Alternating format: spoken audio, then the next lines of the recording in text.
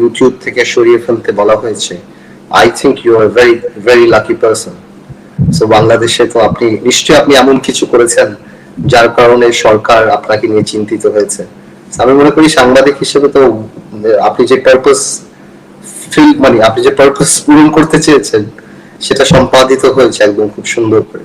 The government is not very happy with you, এতটুকু আমি বলতে পারি যে যে জিনিসটা হয়েছে।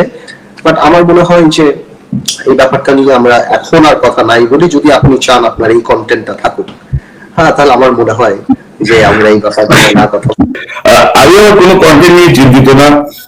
এবং আমি একটি বিষয় মনে করি যে আমি তো যা বলছি আমার দেশের বিরুদ্ধে কিছু বলছি না, আমি সরকারের সমালোচনা করছি বা সরকারের বিপক্ষে সরকারের অনেক কৃতকর্মের বিষয়গুলো জনগণের সামনে নিয়ে আসছি। তো আপনার পক্ষে যে বিষয়ে মন্তব্য করা কঠিন, তো একজন বিচারপতি, দুজন বিচারপতি মিলে যদি রাষ্ট্র বিরোধী আর সরকারের সমালোচনা এটি ডিফাইন করতে না পারেন যে কোনটা রাষ্ট্রবিরোধী আর কোনটা ক্রিটিসিজম, তো আমাদের বিচার বিভাগের অবস্থা তো বোঝাই যায়। আর ইনফ্যাক্ট এই বিচার বিভাগের প্রতি আমি আস্থা হারিয়েছি যখন জাস্টিস সিনহাকে যে পদ্ধতিতে বের করে দেওয়া হয়েছে এবং তিনি যে পদ্ধতিতে এসে বিদেশে রাজনৈতিক আশ্রয় চেয়েছেন তারপর থেকেই। তা আমি বুঝি আপনার অবস্থান, একজন ব্যারিস্টার, একজন রাজনীতিবিদ, বাংলাদেশে এখন খরচ যে কোনো সময় আপনার উপরে নেমে আসতে পারে। যদিও ক্ষমতাসীন বর্তমান প্রধানমন্ত্রীর বাই ডিফল্ট আপনার আত্মীয়, সেদিক থেকে হয়তো আপনি সুবিধাজনক অবস্থান পেতেও পারেন। বাই ডিফল্ট মানে কি?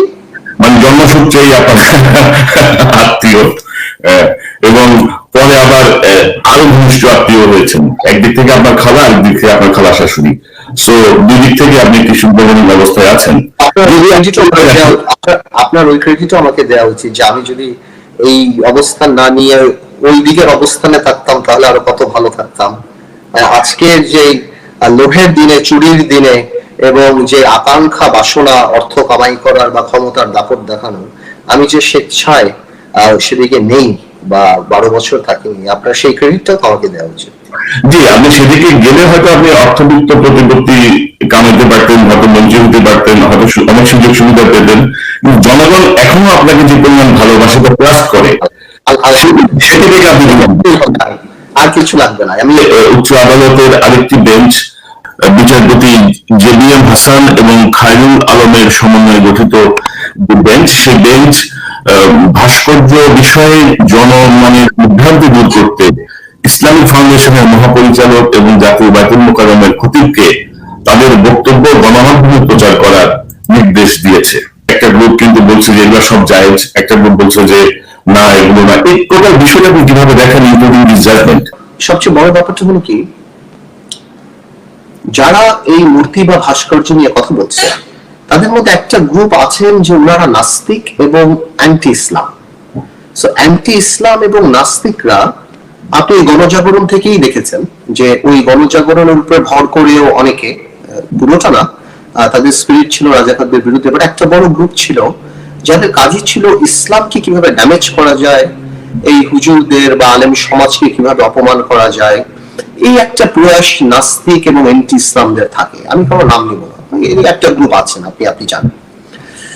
আচ্ছা, আরেকটা গ্রুপ আছেন, আপনি দেখবেন ওনারা কনফিউজড। কেউ যদি জেনুইনলি বিলিভ করে যে মূর্তি আর ভাস্কর্যের মধ্যে পার্থক্য আছে এবং মূর্তির অবস্থান কি এবং ভাস্কর্যের অবস্থান কি, তাহলে I have all my sympathy. ওনারা যদি চেক করে বা ওনারা যদি খুঁজে বের করতে চায় সেটা অন্য কথা, কিন্তু ওনারা যদি কোনো দলকে খুশি করার জন্য বা রাজনৈতিক পজিশনটা ঠিক করার জন্য এই পদক্ষেপটা নেয়, তাহলে সেই বিচার আল্লাহর উপরে ছেড়ে দেয় বেটার। আর আমি পার্সোনালি মনে করি দুইটা জিনিসই মানা, মূর্তি এবং ভাস্কর্য এবং স্কাল্পচার বা যাই বলেন আপনি, এছাড়া ছবি আঁকা বা যে কোনো জিনিস কি করা, এটা অনেক আগেই সেটেলড। বা আমার অনেক সীমিত জ্ঞান ইসলাম সম্পর্কে, বাট আমি মনে করি যে এই দুটি মানা করা আছে। কিন্তু এটাও আবার সত্যি কথা যে আমি এটা মানে ইসলামিক পয়েন্ট অফ ভিউ থেকে বলছি যে আপনি এই রাত্রিবেলা মূর্তি ভাঙাটাও কিন্তু আমার কাছে খুব একটা লজিক্যাল না। Islam it gives a negative image. Islam এত উইক না যে আপনি রাত্রেবেলা আপনার ভাঙতে হবে এটা, এবং এই ভাঙার ব্যাপারটাও ঠিক না। আজকে যারা মনে করে, একটা কথা মনে রাখবেন কনক ভাই, আমরা কিন্তু অনেক বড় একটা ক্রাইম ইসলামে কিন্তু সুদ খাওয়া, কিন্তু আমরা কিন্তু ব্যাংক ওপেনিং করি আপনার মিলাদ দিয়ে। হ্যাঁ, এই দেশে সিনেমা হল ওপেনিং হয়, এই দেশে অনেক কিছুই, অনেক আল্লাহর অনেক বড় বড় হারাম এবং মানা করার জিনিস কিন্তু আমরা সামাজিক ভাবে গ্রহণ করে নিয়েছি, এটা কিন্তু আপনি অস্বীকার করতে পারবেন না।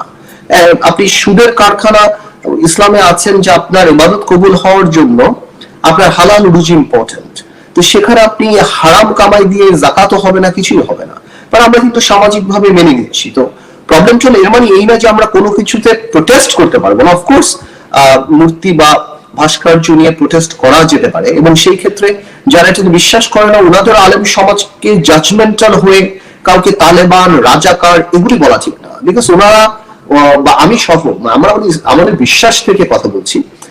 বাট তার মানে এই না আমার মনে হয় যে রাতের বেলা এটা ভেঙে ফেলাটাও আমার কাছে লজিক্যাল মনে হয়। এখন হঠাৎ করে যে ভাস্কর্যের বিষয়টা নিয়ে এই যে মুখোমুখি অবস্থানে ইসলামী দল, আমি এর আগেও একটা টক শোতে মুনির হায়দার সাহেবের ওখানে বলেছি, আমার কাছে এটা মনে হয়েছে যে এটা একটা ফাঁদে পা দিয়েছে আপনার হেফাজত ইসলাম, বিকজ ওয়েস্টের কারণে এখন আমেরিকাতে নতুন সরকার এসেছে, সব কারণেই একটা সময় ছিল এই সরকার সবসময় জাতি বিভক্ত প্রক্রিয়ায় যেত, আপনার মনে আছে এর আগেও সবসময় তারা গিয়েছেন। এখন তারা হয়তো মনে করছেন যে আমরা যদি দুনিয়াকে দেখাতে পারি যে আমাদের ছাড়াও এই দেশে যদি কোনো অপশন থাকে, এন্ড দ্যাট অপশন ইজ মৌলবাদী বা উগ্র যারা আছেন ইসলামপন্থী, আর আপনি জানেন ওয়েস্টার্ন এদের ব্যাপারে একটা অ্যালার্জি আছে, তো এই জন্য এই ডেমনস্ট্রেশন গুলি করার সুযোগ তো সরকারই করে দিয়েছে। কারণ আমরা তো নামতে পারিনি, আমরা কখনো নামতে পারি না, মানে কোনো মফস্বলে নামতে পারি না, বিএনপি যখনই কোনো প্রোগ্রাম দেয় ঘরে থাকতে পারে না, বাস ট্রাক সব বন্ধ হয়ে যায়, হোটেল বন্ধ হয়ে যায়, সেখানে হেফাজত ইসলাম এত বড় বড় মিছিল করছেন, এত মানুষ আসছেন, সেগুলি বড় করে ফলা হচ্ছে, এবং ওয়েস্ট যখন শুনছে যে এই ডেমনস্ট্রেশন হচ্ছে একটা স্ট্যাচুর বিরুদ্ধে বা স্ট্যাচু হবে কি হবে না, ইউরোপ আমেরিকাতে তো রাস্তায় রাস্তায় স্ট্যাচু, তোমাদের কাছে তো ডেফিনেটলি এই জিনিসটা একটু অন্যরকম মনে হচ্ছে। আমার মনে হচ্ছে ইটস বেসিক্যালি পলিটিক্স ছাড়াও কিছুই, আর কিছুই না। সেই জায়গাটা এখন আমাদের হেফাজত ইসলাম বা আলেম সমাজ যারা প্রতিবাদ করছেন তাদের ব্যাপারে আপনার পরামর্শ কি রাজনীতিবিদ হিসেবে? না, আমার ব্যাপারে পরামর্শ দিয়ে এনাদেরকে আসলে পলিটিক্স আসা উচিত। এনারা যদি এনাদের কাঙ্ক্ষিত লক্ষ্যে পৌঁছাতে চায় বা if they want to be hard, politics আসবে। বিকজ এনারা ওই শাপলা চত্বরের মোড়ে যখন ওনাদের কান ধরে উঠিয়েছে, বসিয়েছে, এই করেছে, আমার মনে আছে আমি আলামা শফি সাহেবকে নিয়ে সর্বপ্রথম পার্লামেন্ট ওনার পক্ষে বক্তৃতা দিয়েছিলাম যে উনি হেলিকপ্টারে আসলে এত গাজলে কেন, তোফায়েল আহমেদ সাহেব যে ভোলা 50 বা হেলিকপ্টারে যেতে জিজ্ঞেস করেন, আপনার মনে আছে? আমার কথা না, আমরা বলেছিলাম ইসলামের পক্ষে কথা বললে ডেফিনেটলি আমরা আমি আমারটা বলতে পারি, আমি আমার লিমিটেড নলেজ থেকে আমি সাপোর্ট করবো, কিন্তু একটা ওয়ে আছে। আপনি যদি আপনার দাবি নিতে চান, আওয়ামী লীগ পলিটিক্যাল পার্টি ক্ষমতায়, আপনাদের আলেম সমাজ অনেক মানুষ আছে, আপনারা সুন্দর করে এই জিনিসটা উপস্থাপন করেন, কথা বলেন। আওয়ামী লীগ যেহেতু ভোটের চিন্তা যদি করতো তাহলে অফকোর্স আপনাদের কওমি মাদ্রাসা করেছে না, করেছে। তো in that case there are ways যে আপনারা কি করবেন, কিন্তু এইভাবে যদি আপনারা বলেন যে ভেঙে ফেলবো, উড়িয়ে ফেলবো, এই করবো, আপনারা তো ভাঙতে পারেন নাই, আপনারা আগেও পারেন নাই, আপনারা কখনো করতে পারেন নাই, আপনারা আগেও চেষ্টা করেছেন, আপনারা যথেষ্ট অপমান করেছে সেই চত্বরে, আবার কয়েকদিন পর আপনারা সরকারের সাথে আঘাত করেছেন, এটা তো সত্যি কথা, তাই না? তো ওই ট্রাস্টটাও তো এখন মানুষ করে না যে আপনারা কোনো মিটিং টিটিং করবেন আবার আপনারা চলে যাবেন। আমার কথা হলো ওনাদের দাবির সাথে আমি একমত যে মূর্তি এটা না করলে ভালো হয়, এটা বেটার হয়, কিন্তু দাবি আদায় প্রক্রিয়াটা আমার মনে হয় আরো সুন্দর করে পলিটিক্যালি করা যায়। যেমন ওরা 5টা প্রস্তাব দিয়েছে, ওয়াই ডু ইউ কনফিউজ? আপনি একটা প্রস্তাব দেন, আপনি 5টা প্রস্তাবের জায়গায় আওয়ামী লীগ অনেক বড় পলিটিক্যাল পার্টি, 4টা নিচের যদি মেনে প্রথমটা রেখে দেয় আপনি কিছুই পাবেন না, কারণ সংখ্যায় তো দেখা যাবে ওই 4টা আমি মেনেছি, একটা আমি মানি। আপনি আমার কথা বুঝতে পারছেন? আবার ফোকাস করা দরকার। ওনারা তো আলেম মানুষ, ওনারা ইসলাম আমাদের চেয়ে অনেক বেশি জানেন, অনেক কিছু জানেন।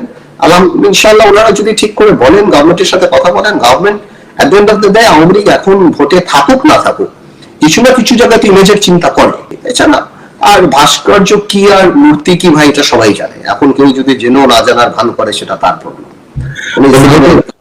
লেখা।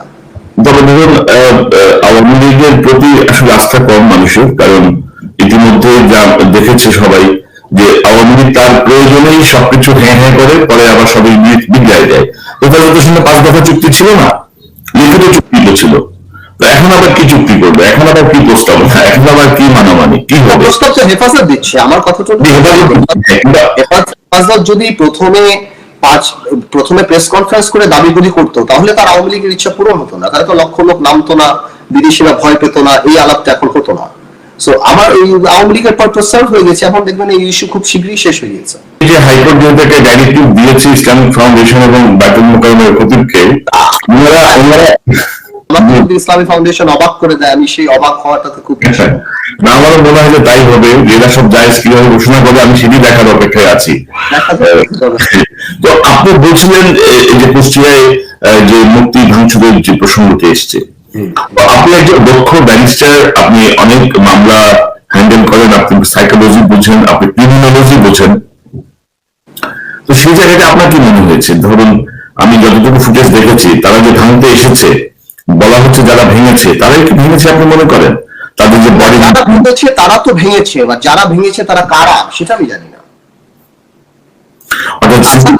মানে যেই দুইজন এসেছেন ওই দুইজনই ভেঙেছেন হয়তো, কিন্তু ওনারা কোন দল করেন, কোন আদর্শে বিশ্বাসী, বা কারা করেন, বা ওনারা কোথা থেকে আসছেন, সেই আইডেন্টিফিকেশন তো আমি বলতে পারি না। সো আমি বলতে পারি না এটা হেফাজত ইসলামী করেছেন, বাট আমার আর্গুমেন্ট হলো যদি করে থাকে কোনো কারণে, এগুলি ডিসকারেজ করা উচিত। বাট আমি একদমই বলতে পারি না যে এটা কে করেছেন। আমি মনে করছি মূর্তিটা ভেঙে ফেলছে, দ্যাটস ইট, এর বাইরে আমি কিছু বলতে পারছি না। আমি দেখছি যে মূর্তিটা ভেঙে ফেলেছে, এবং যেই রকম হিউম্যান ক্রাই বানানোর চেষ্টা হচ্ছিল, মানে যেটা যেই করুক আর কি, ওটা হয়নি। না, আমি তো এই সংবাদপত্রের নিচে যে কমেন্টস গুলো পড়েছি সাধারণ মানুষের, সাধারণ মানুষ মনে করে যে এটি সরকারি ভেঙেছে। আমি সেটা বলছি যে আমরা তো ওরকম সুইপিং কমেন্ট করতে পারি না যে এটা সরকারি ভেঙেছে, আমরা ওই ডাউটটা দিতে পারি, কারণ আমি তো আর 100% না সরকারের, তবে সরকারের বেনিফিট হয়েছে এই ঘটনাটা, আমি সেটা বলতে পারি। মানে থিওরি অনুযায়ী who is the beneficiary, political benefit সরকারের হয়েছে এই জিনিসটাতে। এতে তো আর কারোই কিছু যায় আসে না। বঙ্গবন্ধুর সারা বাংলাদেশে মূর্তি ভাঙলো কিছু, বঙ্গবন্ধু ইতিহাসে বঙ্গবন্ধুর জায়গায় থাকবে, এবং যাদের বঙ্গবন্ধুকে সম্মান করে তারা সম্মান করে ওখানেই থাকবে। সো আমি তাই বলছি যে বেনিফিটটা আমি সবসময় দেখি যে পলিটিক্যাল বেনিফিট, এই হেফাজতের আন্দোলনে কার বেনিফিট হয়েছে, তারপর এই মূর্তি ভাঙাতে কার বেনিফিট হচ্ছে, তা এটা দিয়ে মানুষ ঠিক করবে অ্যাকচুয়ালি এটা কে করতে পারে। তো ভাই আপনার একটা বক্তব্য আমরা শুনে আসি বেশ কয়েক বছর আগে জাতীয় সংসদের বক্তব্য, ঠিক 96 মতো এক দরবেশ এসে হাজির হলো। মানুষ স্পিকার, এটাকে আইসোলেটেডলি করে দেখলে হবে না।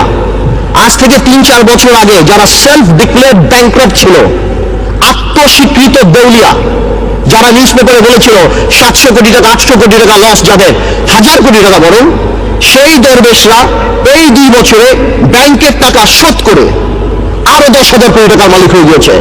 এই দরবেশ এবং তার সাথে তাদের বিভিন্ন মুরিদ। তো এই যে দরবেশের কথা যেটি আপনি বলছেন, দরবেশ তো টিকেই আছে, দরবেশ তো ধরুন সেই সময় থেকেও টিকে আছে, এখনো টিকে আছে, এখনো চলে যাচ্ছে, বরং আরো কয়েকশো দরবেশের সৃষ্টি হয়েছে, বা কয়েক হাজার দরবেশের সৃষ্টি হয়েছে।